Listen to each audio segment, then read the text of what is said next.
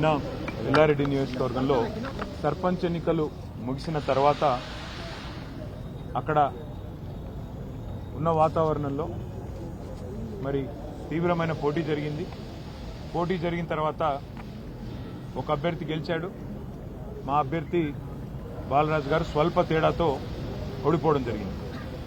కానీ ఇవాళ ఎంత కిరాతకంగా కాంగ్రెస్ ప్రభుత్వం పనిచేస్తున్నది అంటే గెలిచిన తర్వాత మరి అతి క్రూరంగా ఈ రకంగా ట్రాక్టర్ను తీసుకొచ్చి డైరెక్ట్గా ఇంటి అరుగు మీద కూర్చున్న అక్కడ లేడీస్ కానీ అట్లాగే అక్కడే ఉన్న మిగతా వాళ్ళు పిల్లల మీదికి ట్రాక్టర్ ఎక్కిస్తే ఈ రకంగా నలుగురు దాదాపుగా గాయపడి తీవ్రమైన గాయాలు తగిలి ఇవాళ అత్యంత సీరియస్ కండిషన్లో ఇక్కడ హాస్పిటల్లో చేరి ఉన్నారు.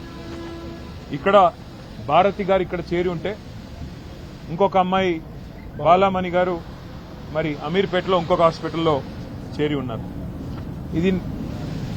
ఈ సంఘటన జరిగిన వెంటనే నేను కామారెడ్డి ఎస్పీ గారికి ఫోన్ చేశాను.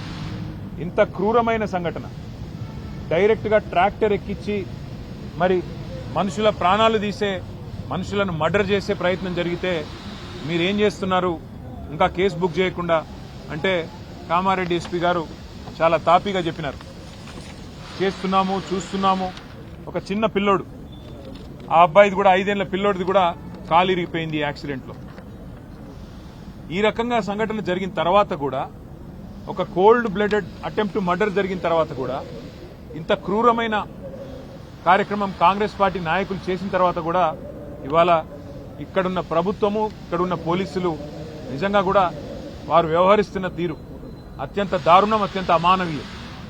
నేను పోలీసు వాళ్ళకు గుర్తు చేస్తా ఉన్నా, ముఖ్యంగా డీజీపీ గారికి అదేవిధంగా సీనియర్ అధికారులుగా ఉండే ఐపీఎస్ అధికారులకు నేను గుర్తు చేస్తా ఉన్నా.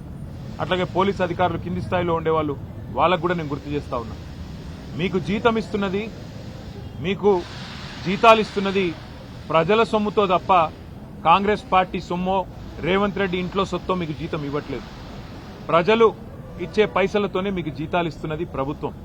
కానీ ఈరోజు అదే ప్రజల ప్రాణాలు పోతుంటే, అదే ప్రజల ప్రాణాలు తీసే ప్రయత్నం కొంతమంది గూండాలు రౌడీలు చేస్తుంటే మీరు ఈ రకంగా చేష్టలుడిగి చేతగాని వాళ్ళలాగా చూస్తూ ఉంటే ఇది పద్ధతి కాదు. ఇక మేము కూడా మీరు ఈ రకంగానే నిశ్చేష్టులుగా చూస్తుంటే ఏ యాక్షన్ కూడా తీసుకోకుండా ఇట్లనే గమ్మున ఉంటే మరి మేము కూడా తిరగబడే రోజు వస్తుంది. రాష్ట్రం మొత్తంలో కూడా శాంతి భద్రతల సమస్య వస్తుంది. గుర్తుపెట్టుకోండి. ఇప్పుడు భారతి గారు ఇప్పుడు నిజంగా కూడా చాలా సీరియస్ కండిషన్లో ఉన్నారు. దాదాపుగా మొత్తం ఆమె పెల్విస్ బోన్స్ కానీ మొత్తంగా యూరినరీ బ్లాడర్ కానీ మొత్తం పంక్చర్ అయిపోయిన పరిస్థితి, చాలా క్రిటికల్ గా ఉన్నారని చెప్పి డాక్టర్లు కూడా చెప్తా ఉన్నారు. సర్జరీలు 1 కాదు 3 సర్జరీలు చేయాల్సి ఉంది. దాదాపు 3 వారాలు ఇక్కడే ఉండాల్సిన పరిస్థితి ఉన్నది. కాబట్టి ఖచ్చితంగా నేను ప్రభుత్వాన్ని డిమాండ్ చేస్తా ఉన్నా, మీరు వెంటనే స్పందించి ఏ కాంగ్రెస్ కార్యకర్తలైతే కిరాతకమైన ఈ పనికి ఒడిగట్టినరో వారిని అటెంప్ట్ మర్డర్ కింద ఒక్కరినే కాదు 4-5 కలిసి చేసినారు. ఇది చేసిన వాడు ఒకడు, చేపించిన వాడు 4-5 ఉన్నారు. అందరినీ అటెంప్ట్ మర్డర్ కింద బుక్ చేయాలి, ఖచ్చితంగా కఠినంగా శిక్షించాలని డిమాండ్ చేస్తా ఉన్నాం. రెండవది, ఆ కుటుంబం ఇవాళ నష్టపోయి మొత్తం పిల్లా పాపతో సహా ఇవాళ హాస్పిటల్ ముందు దాదాపు 1 నెల రోజులు ఇక్కడ ఉండే పరిస్థితున్నది. మొత్తం వైద్యానికి సంబంధించి మరి పార్టీ పరంగా మేము చూసుకుంటాము, కానీ ప్రభుత్వం కూడా ఆ కుటుంబానికి ఖచ్చితంగా సహాయం చేయాలి, నష్టపరిహారం ఇవ్వాలని చెప్పి కూడా మేము డిమాండ్ చేస్తా ఉన్నాం. దాంతో పాటు నేను ఇంకొక మాట కూడా ఈ రాష్ట్ర ప్రభుత్వానికి, ముఖ్యంగా రాష్ట్రంలో ఉండే పోలీస్ యంత్రాంగానికి చెప్తా ఉన్నా, మళ్లీ చెప్తా ఉన్నా, మేము 2 ఏళ్లైంది ఈ ప్రభుత్వం వచ్చి. మొన్న నల్లగొండ జిల్లాలో ఏ రకంగా దుర్మార్గంగా ఈ ప్రభుత్వం, ఈ పార్టీ కాంగ్రెస్ పార్టీ వ్యవహారం చేసిందో, మా మల్లయ్య యాదవ్ గారిని అక్కడ మర్డర్ చేసి మొదటి విడత పోలింగ్ కంటే ముందే మర్డర్ చేయడం జరిగింది. నల్లగొండ నియోజకవర్గంలో ఒక సోదరుడు, ఒక బీసీ సోదరుడు, ఆయన కూడా నామినేషన్ వేస్తే నామినేషన్ వేయొద్దని బెదిరించి కొట్టి ఆఖరికి కిడ్నాప్ చేసి ఆయనకు మూత్రం దాగిచ్చారు. అయినా కూడా ఇంతవరకు కేసు పెట్టలేదు అక్కడ ఉండే పోలీస్ యంత్రాంగం. ఈ రకమైన అరాచకాలు ఏవైతే ఇవాళ రాష్ట్ర వ్యాప్తంగా జరుగుతున్నాయో, ఇటు కామారెడ్డి జిల్లా ఎల్లారెడ్డిలో గాని, అక్కడ సూర్యాపేట జిల్లాలో గాని, నల్లగొండ జిల్లాలో గాని, ఇవన్నీ కూడా గుర్తుపెట్టుకుంటున్నాము. ఇవన్నీ కూడా ప్రజలు కూడా గమనిస్తా ఉన్నారు. పోలీస్ యంత్రాంగాన్ని నేను మళ్లీ కోరుతున్నా, ఇప్పటికైనా స్పందించండి, మీ డ్యూటీ చేయండి. ఒకవేళ మీరు చేయని పక్షంలో మరి మేమే డ్యూటీ చేయాల్సి వస్తుంది. తప్పకుండా శాంతి భద్రతల సమస్య వస్తుంది. దాడికి ప్రతి దాడే సమాధానం అనుకుంటే మేము కూడా తెగబడాల్సి వస్తుంది. తిరగబడ్డప్పుడు మరి మీకే ఇబ్బంది అవుతుంది, గుర్తుపెట్టుకోమని చెప్పి కూడా కోరుతూ, రాష్ట్ర ప్రభుత్వాన్ని మళ్ళొక్కసారి నేను చెప్తా ఉన్నా, మరి రేపు మళ్లీ ఇంకో దశ ఎన్నికలున్నాయి.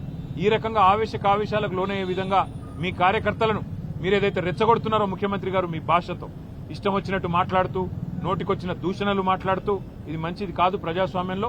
ఇకనైనా సవరించుకోండి, లేకపోతే జరగబోయే పరిణామాలకు మీరే బాధ్యత వహించాల్సి ఉంటుందని చెబుతూ, భారతి గారి కుటుంబానికి అదేవిధంగా గాయపడ్డ మిగతా కుటుంబాలకు కూడా వైద్య ఖర్చులు మొత్తం పార్టీ నుండే మేమే భరిస్తాము.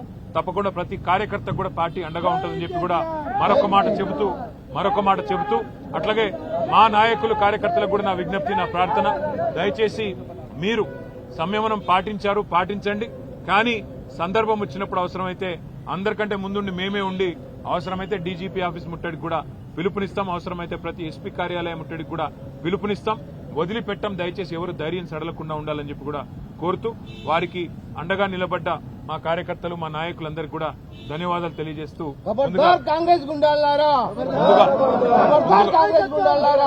ముందుగా వారి ప్రాణాలు కాపాడుకోవడం మీద దృష్టి పెట్టుకుందాం. ఆ తర్వాత మిగతా కార్యక్రమాలు చేద్దాం. తప్పకుండా ఎస్పీ గారితో, డీజీపీ గారితో అందరితో కూడా పార్టీ డెలిగేషన్ పోయి మాట్లాడుతుంది. ఒక్కరు కూడా ఇందులో మిగలకుండా ఎవరెవరైతే దాడి చేసినారో అందరూ అరెస్ట్ అయ్యేదాకా, అందరికి శిక్ష పడేదాకా వదిలిపెట్టం, న్యాయ పోరాటం కూడా చేస్తామని చెప్పి కూడా తెలియజేస్తూ మీకు ధన్యవాదాలు.